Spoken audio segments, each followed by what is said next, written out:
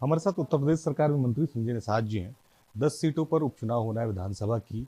क्या तैयारियां, आपने प्रभारी जो है वो नियुक्त कर दिया 10 सीटों पर। बीजेपी से कुछ बातचीत हुई, आप भी कुछ सीटों पर चुनाव लड़ रहे हैं क्या?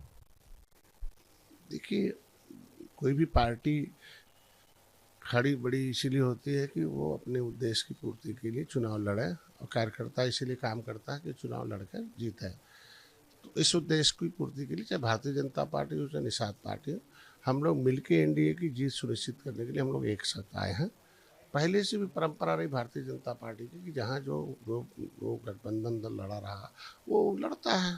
ऐसी कोई हमें नहीं दिखाई देता कि कोई नया चीज़ आया बदलाव की वहाँ, या भारतीय जनता पार्टी कि ऐसा कोई संदेश आया हो कि आप वहाँ मत लड़िए या हम लड़ेंगे या कोई दूसरा लड़ेगा। वो हम दोनों मिल के बातचीत करते हैं।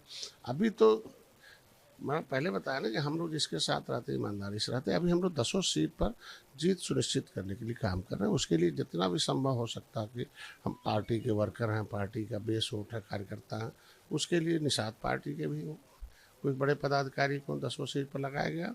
और विधायक भी हमारे थे, तो आखिर वो उनको हम ड्यूटी नहीं लगाएंगे तो आखिर वो अपने को उपेक्षित महसूस करेंगे। इसलिए उन विधायकों को भी भेजा गया कि वहाँ अपने कार्यकर्ताओं का जाकर सामंजस्य, उनकी समस्या है सुने, और फिर वहाँ एनडीए की जीत सुनिश्चित करने के लिए काम करें। आप हरदम जाति जनगणना के पक्षधर रहे हैं, उसको लेकर चर्चा भी करते रहे, और ये भी आपने कहा कि निषाद जो जाति है पहले उसके बारे में चर्चा होनी चाहिए, विसंगति दूर होनी चाहिए। कंगना रनावत कह रही हैं कि जाति जनगणना की ज़रूरत नहीं है। भारतीय जनता पार्टी कह रही है कि बस एक ही मजहब है, सनातन हिंदुत्व, और इसी के आधार पर चुनाव होना चाहिए, इसी के आधार पर देश चलना चाहिए। हम कह रहे हैं कि आज के दिन में जो जाति जनगणना की बात कर रहे हैं, कभी ये भी तो बात करें कि जो देश को आज़ाद कराने वाली जातियां हैं 578, जिनको क्रिमिनल कास्ट घोषित किया था अंग्रेजों ने, उन्हें उजाड़ा था, जिन लोगों ने अंग्रेजों को, मुगलों को मौत के घाट उतारा हो और अंग्रेजों ने उन्हें कानून बना कर उजाड़ा हो, क्या वो ऐसे ही जीवन भर पाइपलाइन में रहेंगे, रोड पर लाइन में रहेंगे? उनकी इतनी गलती थी ना कि राणा प्रताप को हथियार बना के देते रहे और राणा प्रताप मुगलों से लड़ते रहे। वो अपने अपने ठेले पर राणा प्रताप का चिन्ह घूम रहे। निषाद पर हाईवे नहीं था, सड़क से चलते थे, सड़क पर उन अंग्रेजों को मौत के घाट उतारते रहे निषाद। निषादों को क्रिमिनल कास्ट घोषित थे। जब देश में 1931 जनगणना हुई, 41 हुई, 51 में सरकार नहीं थी, 61 में जनगणना हुई, तो 61 के मुताबिक जनगणना अगर हम 70 लाख थे तो आज के दिन में उनको 7,000 कर दिया जाए मझवार को, तो बाकी मारने वाली जनगणना कौन कराना चाहेगा? आप ही बता दें। ये पार्टियां ऐसे लोग हैं। यही आखिर समाजवादी पार्टी जब थी तो हम अनुसूचित जाति की सूची से, मतलब हम सूचीबद्ध हैं, मझवार, गौड़, तुरैया, खरवार, बेलदार, खरोट, कोली, 7 नामों से। तो हमारे लोग, उसकी उपजातियाँ कहाँ चली गई?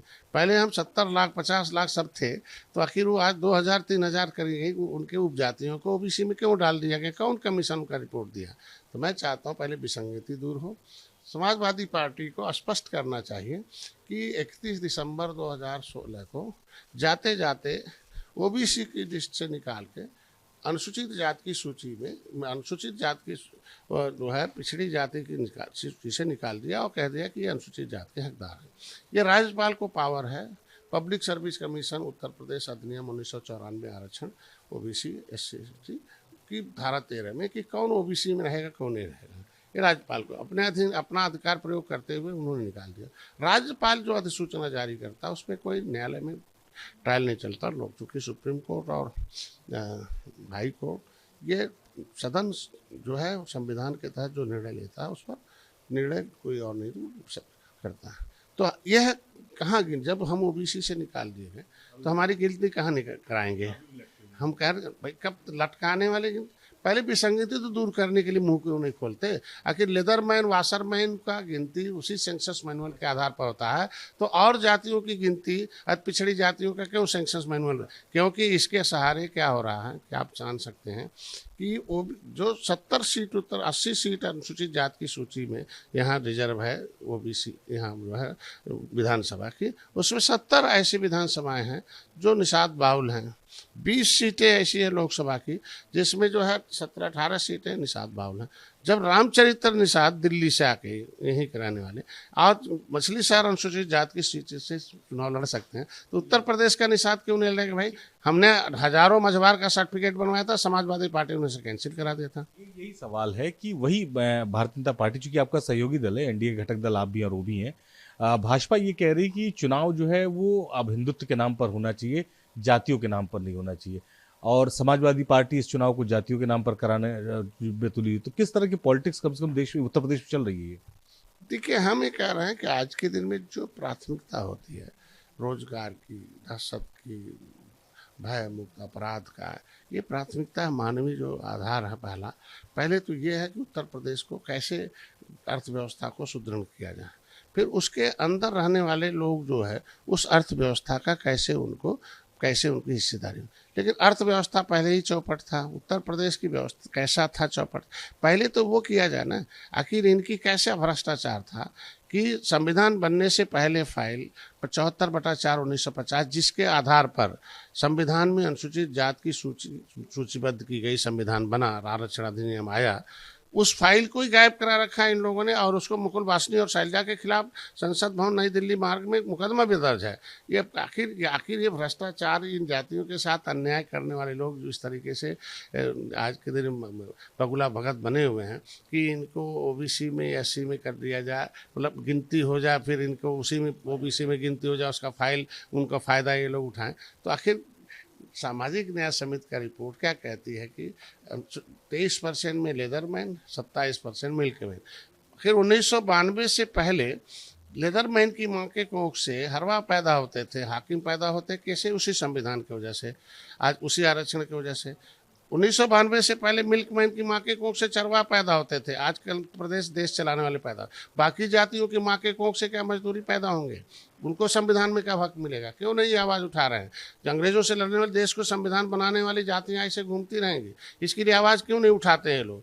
खाली बस अपने बेस वोट मिलता रहे, एक विशेष वर्ग खुश रहे और विशेष जाति खुश रहे, वैसे इसके बाद मिलता रहे, बस ऐसे थोड़ी होगा। आखिरी सवाल, बहराइच का दौरा आपने किया, वहाँ पर जो है लगातार भेड़िए का आतंक है, तो किस तरह से वहाँ पर काम कर रही है आपकी मशीनरी? अब आप देखे होंगे कि 2002 और 2004 में लगभग 34 वहाँ इंसिडेंट हुए थे।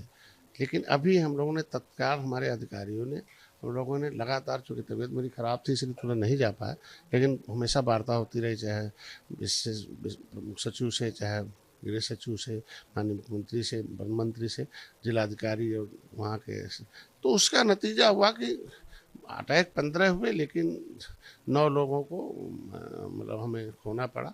उन मृतक परिवारों के साथ हमारी सरकार खड़ी, हमें गया था सबको। दो अभी जांच चल रहा, संदिग्ध थे, बाकी को शुक्र पैसा दे दिया गया और पकड़े भी गए। उसमें से हमको लगता है 1-2 बचे हुए हैं। और जब भेड़िए जो आदमखोर हो जाते हैं तो कभी कभी होते हैं, हमेशा तो होते नहीं। ऐसे में ढेर सारे पकड़े गए। कल भी उसमें जो बड़ा वाला था, बच्चे रह गए उसको दोनों। तो मैं गया था, देखा, तो शासन प्रशासन बहुत समझिए, कम से कम उसमें से 4 भेड़िए पकड़े जा चुके हैं। जो ड्रोन कैमरे में दिखे हैं, अभी 2 हमको लगता रह गए, वो भी जल्दी पकड़े जाएंगे। से बात करनी, हमारे साथ संजय निषाद जी थे। उन्होंने कहा कि स्टैंड क्लियर है और भारतीय जनता पार्टी के साथ चर्चाएं चल रही हैं और उन्हें पूरी उम्मीद है कि 2 सीटें जिन पर वो चुनाव लड़े थे उन्हें दोबारा उपचुनाव में भी मौका मिलेगा। लखनऊ से उन्होंने सफल हसन के साथ Nikhil Sharma, news nation. News nation अब व्हाट्सएप पर खबरों की ताजा अपडेट के लिए न्यूज नेशन के इस QR कोड को स्कैन करें।